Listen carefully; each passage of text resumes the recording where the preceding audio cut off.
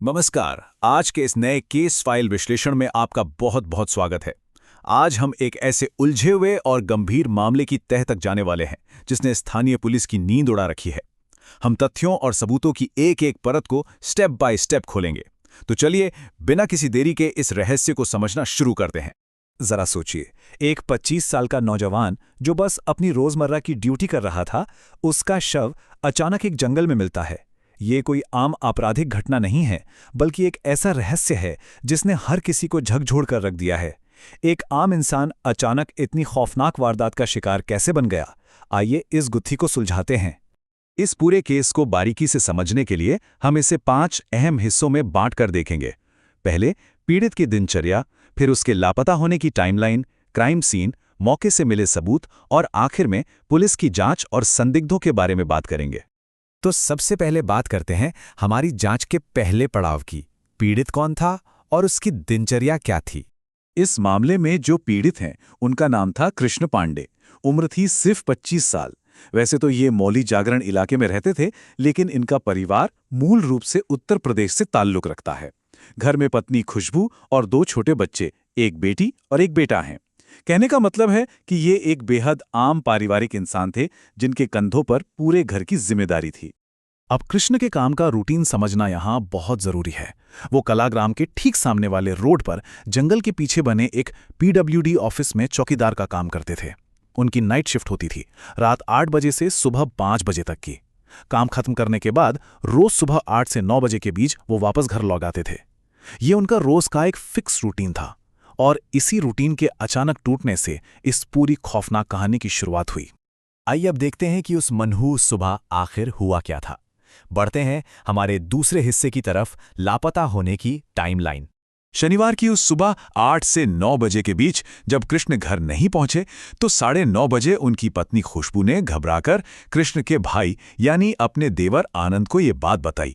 आनंद ने बिना वक्त गवाए कृष्ण के एक साथी को फोन मिलाया। उस साथी ने बताया कि कृष्ण तो अपनी ड्यूटी पूरी करके निकल चुका है। लेकिन सबसे ज्यादा हैरान करने वाली बात इसके तुरंत बाद हुई। थोड़ी देर बाद ही खुशबू के फोन पर एक अनजान नंबर से कॉल आता है और वो कॉलर उनसे तुरंत जंगल वाले इलाके में पहुंचने को कहता है।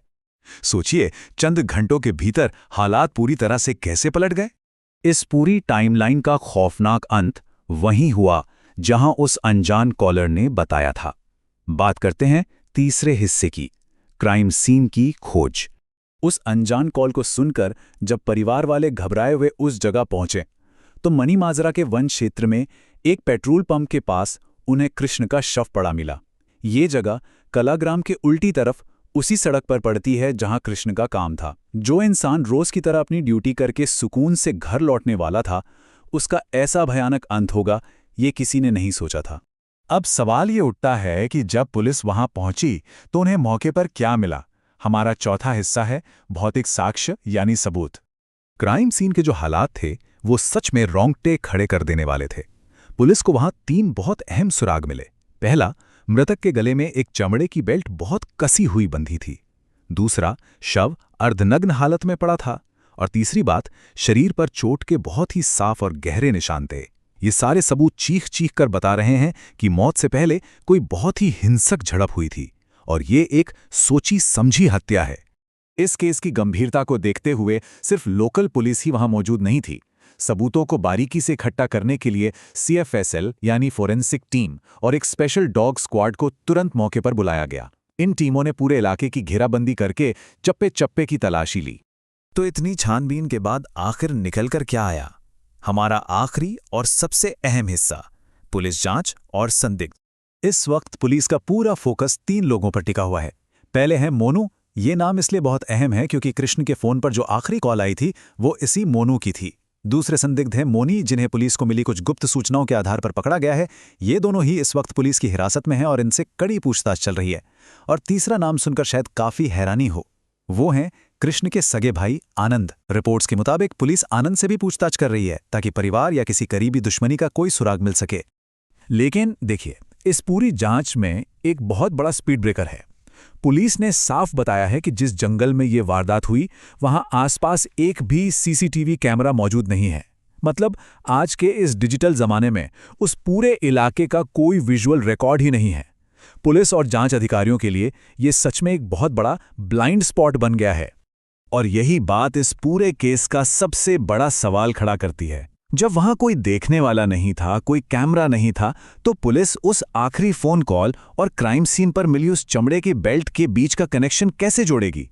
क्या फॉरेंसिक टीम कोई नया रास्ता निकालेगी या फिर हिरासत में बैठे इन संदिग्धों में से कोई सच उगलेगा? ये एक ऐसा रहस्य है जिसकी कई परतें अभी खुलनी बाकी हैं। आज के इस केस फाइल विश्लेषण में हमारे साथ जुड़ने के लिए बहुत बहुत धन्यवाद। आगे देखना होगा कि ये उलझी हुई गुत्थी आखिर किस मोड़ पर जाकर सुलझती है।